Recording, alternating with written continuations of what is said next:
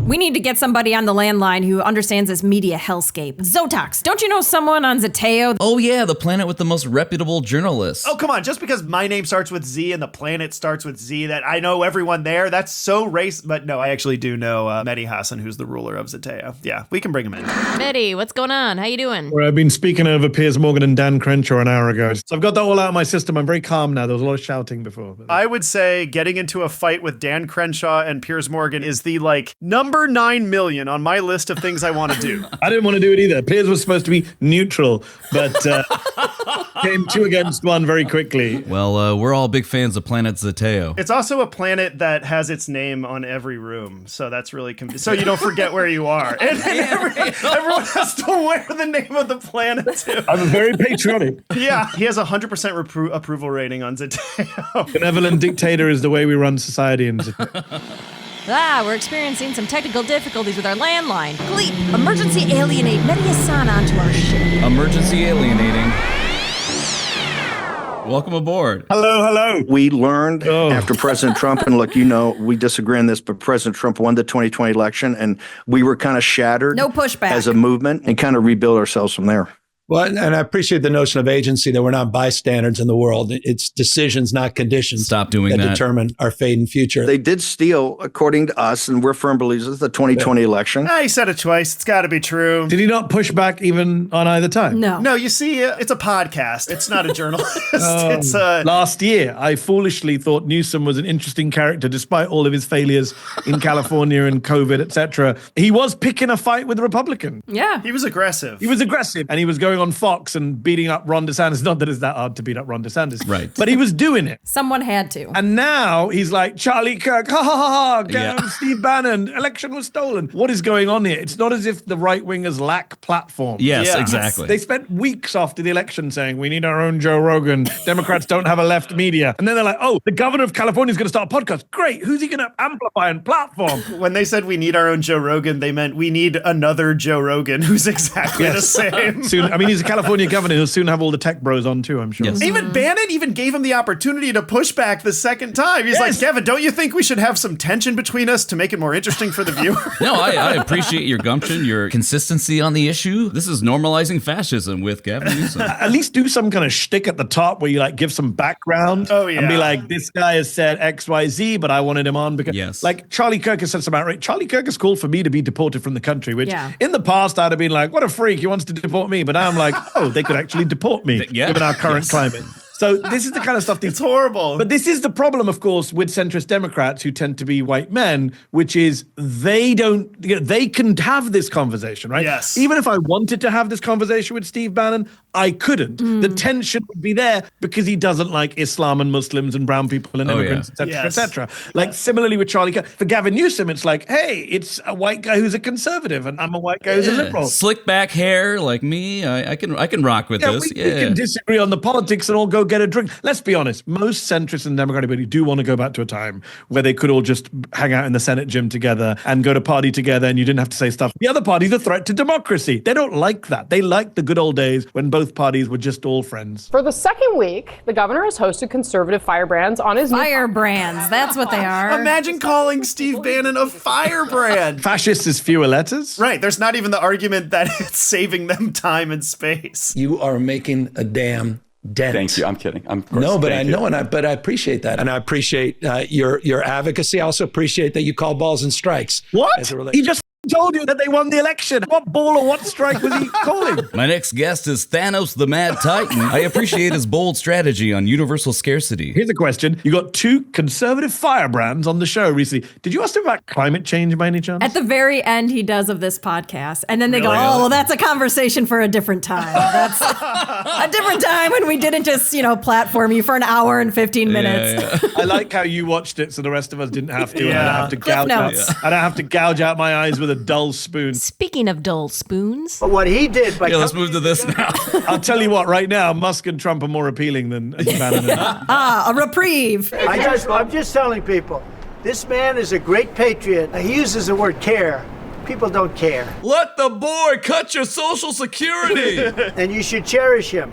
Cherish me. Cherish me. Leave Elon alone. Guy who's trying so hard to be liked and popular and cool, wants to be at the cool kids table, didn't get it at the Democratic Party, now gets it with Bannon and Kirk and Trump. Lucky him. As for Donald Trump, I'm cursed with a memory. Trump put out a post saying, Musk came to the Oval Office. If I'd asked him to get on his knees, he'd have gone on his knees. Oh my God. Mr. President talks about some of the violence that's been going on around the country at dealerships. Some say they should be labeled domestic terrorists. I will do that. Some say. I'm going to stop them. Was that Marjorie Taylor Greene's boyfriend asking that question? Yeah, I was just going to say, thanks for that planted question. You got a lot of cameras up. We already know who some of them are. We're going to catch them. About time the surveillance state was weaponized to protect people from keen cars. That's great. Good to hear. Are you confident that the way that these cuts have been taking place have been strategic? I'm a business guy. Jake, you do your best you can every day. I'm a terrible business guy. Elon Musk is looking for fraud in Medicare, and I'm the Medicare fraud guy. In what ways is that person not the most qualified person to talk about this? He's so qualified. Musk should call him right now, and Rick Scott will explain to him exactly how people defraud Medicare. No one's perfect.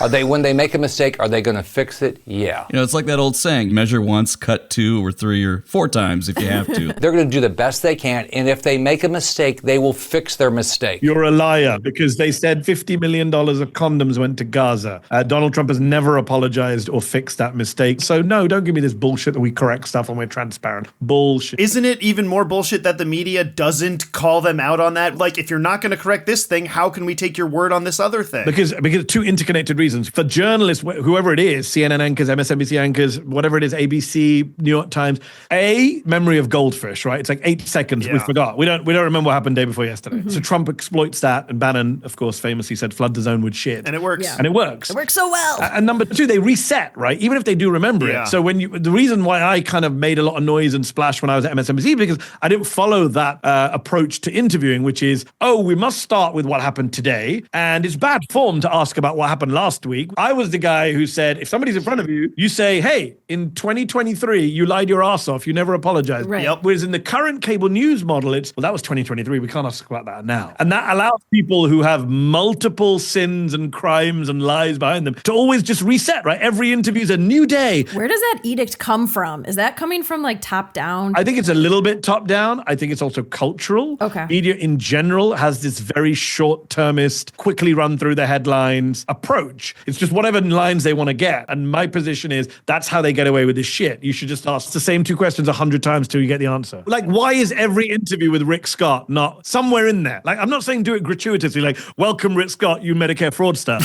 Yeah. That sounds good to me. I'm saying, like, when he goes, I'm a businessman, Jake goes, you are a businessman, but there was some Medicare fraud. Yes. There's also a lot of examples that we could show of people like Jake Tapper in media saying Elon Musk is trying to cut fraud, waste, and abuse. Look, we all want government efficiency. We all want to get rid of waste, fraud, and abuse. And then saying, look, everyone agrees that we want to cut abuse. And it's like, you're buying into that framing as a default. You are absolutely spot on. The framing is killing me. And again, if this was 2016, 17, fine. When you're 10 years into the Trump era, if you're still buying Trump framing, that's insane. It's like, he's trying to get peace in Ukraine. But everything we know, Donald Trump says that he doesn't give a shit about human life. So of course he's not trying to get peace. He's trying to win himself a Nobel Prize or impress Vladimir Putin. The US media accepts as a kind of rule that if a political party or a politician says that we are doing this for X reasons, you must repeat that. You can't be skeptical. You can't say, call bullshit on that. Doge, instead of saying this is a ridiculous meme for a ridiculous department from a ridiculous person, which is doing ridiculous things, it is framed in the context of, they're trying to cut waste and maybe they failed to meet their goal. What are Democrats doing on the waste front? And that's how the Republicans win, right? They get the tails wagging. They set the agenda and everyone wags their tails in accordance. Elon said, I'm going to donate another $100 million to your political operation because I believe so much in your current agenda. What a generous soul. It makes him sound like some great humanitarian. I just destroyed the US budget to stop malaria nets from going out to children in Africa. But I'm going to donate $100 million to Trump PACs. It's really saving humanity. Don't you all wonder that if you were a billionaire, forget the morality of it, just for fun and attention and ego, you could literally end poverty in Africa. You could literally say, I just bought 700,000 malaria nets. goodwill would be insane. They don't do it. None of them. They don't do something that could easily make them beloved for history. And still have a bunch of money left over for yourself. Still have like $17 billion left. Still donate to your dumb political PAC as well. Yes. I just wonder how you sleep at night. I don't know what I would do if I had that much money and I just spent it on failing rockets and Donald Trump's PACs. It's crazy for a guy to come in and try to make the government more efficient, and now he's enemy number one. He's Henry Ford, he's Benjamin. Another famous Nazi sympathizer. Henry Ford was a notorious anti-Semite. The Democrats attract and retain illegal immigrants by essentially paying them. Kudlow, I agree. I completely agree. Sorry, I'm just lost in your eyes there. If we turn off this gigantic money magnet for illegal immigrants, then they will leave. You see, I'm the only immigrant that can use the government as a giant money magnet. The Democrats are trying to import voters, basically. Yeah. He's obsessed with the Great Replacement now, which oh my God. The neo-Nazi anti-Semitic conspiracy theory that's now become super mainstream in the GOP. Like 5 years ago, it was super controversial to even mention it. But also, like, if we were trying to import voters, we would have done it and rigged the election. The worst riggers of elections ever. Yes. Yeah. If Joe Biden was trying to import voters, he wouldn't have done the CB1 app on your phone to book an appointment at the border. He'd have done an app on your phone that says, here's your citizenship card. Now you get to vote. Here's a person who died last year. This is your new identity. You're voting in Michigan's precinct, District 13. Producers are yelling at me to get out. I don't want to end this interview because it's too much fun. Yeah. The idea that the fun conversation between these two, I would rather Van Gogh both my ears than be stuck in a room with Larry Kudlow and Elon Musk. Can you rescue the astronauts? Yes, we're bringing them back in a few weeks. Once we figure out how not to explode them over the Caribbean. When you get them back, don't shatter over all of Florida. We'll try. Nobody said anything about getting them back in one piece. I got them back in many pieces. And then he'll just blame the liberal left immigrants who blew up his rocket. You saw what happened when Twitter shut down the other day. Yeah. He said it was that. He could have just said, you know what? We had some server issues. No, he had to say Ukrainian hackers shut down Twitter with no evidence whatsoever. In your estimation, what crime did Mahmoud Khalil commit to warrant his arrest, detention, and the potential revocation of his green card? Let me tell you something. I went face down the angry mob at Columbia at the height of that stuff. It was dangerous. They booed me. By the way, the angry mob, Mike Johnson was in the Capitol, I'm assuming, on January 6, 2021. All of those people have since been pardoned. The way that the Democrats responded to this is obviously humiliating. To be fair, some Democrats have been very strong in response to the Mahmoud Khalil detention. Chris Murphy did a very good viral video on Twitter explaining why it's so wrong. Mm-hmm. I had Congressman Jim Himes, who's a moderate from Connecticut, who came on my show and said, this is what fascism and totalitarianism looks like. Yeah. Dick Durbin, a man I never thought would take a controversial stand on anything. Senate Judiciary Democrats put out free Mahmoud Khalil. I almost fell over. I saw that tweet. I was like, was Dick Durbin asleep when they wrote that tweet? But look, I am critical of some progressive activists. You can't just dump on them all the time. When they do something good, you also have to uplift them and praise them. Otherwise, they won't do it. Yeah, they're children. They need positive reinforcement as much as negative reinforcement. They are politicians. What Trump was doing for Elon, we have to do that for these, exactly. these politicians. We got to cherish them, all right? We need to show them care. Gold star, Durbin. This guy apparently was a mastermind of those very things when the gnashing of teeth and the ripping of clothes and the people gnashing of teeth. The ripping of clothes. People screaming at me, wanting to rip me limb from limb. Nobody wanted to rip Mike Johnson limb from limb. What fantasy? It is very Book of Revelations erotic fanfic. Yes, exactly. I say this a lot, but I would love to play D&D with these guys. They're so vivid and they're fantasizing about violence. If you were on a student visa and you're in America, and you're an aspiring young terrorist. Aspiring young terrorist is crazy. That sounds like something you put in your LinkedIn. Yeah.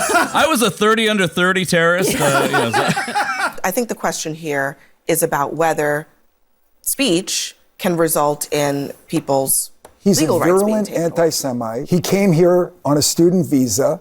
He's paid by a terrorist organization that beheads babies. Wait. I have evidence. So I'm sorry, just to be clear. So this guy in the green tie, an executive from Nassau County, is considered an expert on this show? He's a paid protester. By who? Well, I didn't ask my intelligence division exactly who paid for him, But Hold on. Nassau County has an intelligence division?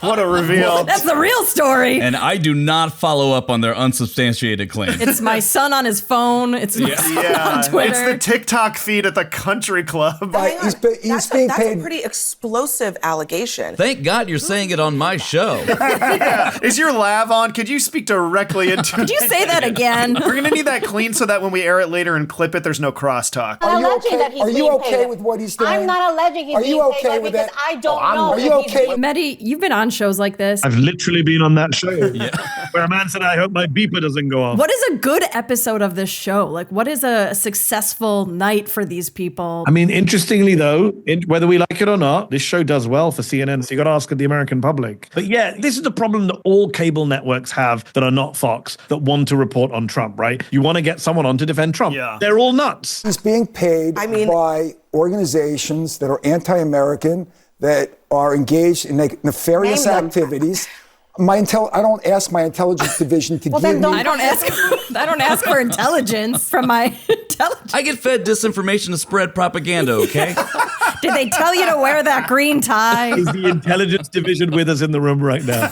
Blink twice. There is no intelligence division of Nassau County. Oh my God. If there is, taxpayers should ask for a refund. I think I'm sensing waste, fraud, and abuse from the Nassau County.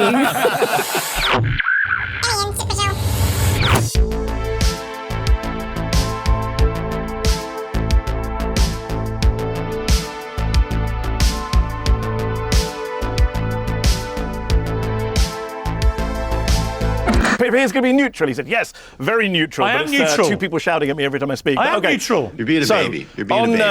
On the front, there you go. There you go. There's another interruption. Another interruption from Dan. Hey, Dan, I'm not a baby. I'm happy to be here on my own. You need to be handheld by peers. That's fine. Look, I mean, frankly, I can't believe I'm here doing this. It's kind of bizarre, but Hey Humies, thanks for tuning in. If you like the show, help us invade your planet by subscribing to our YouTube channel or drop us a comment. We really love those. If you really like the show, subscribe to our Patreon where we share some bonus content. All right, okay, gotta go. Bye!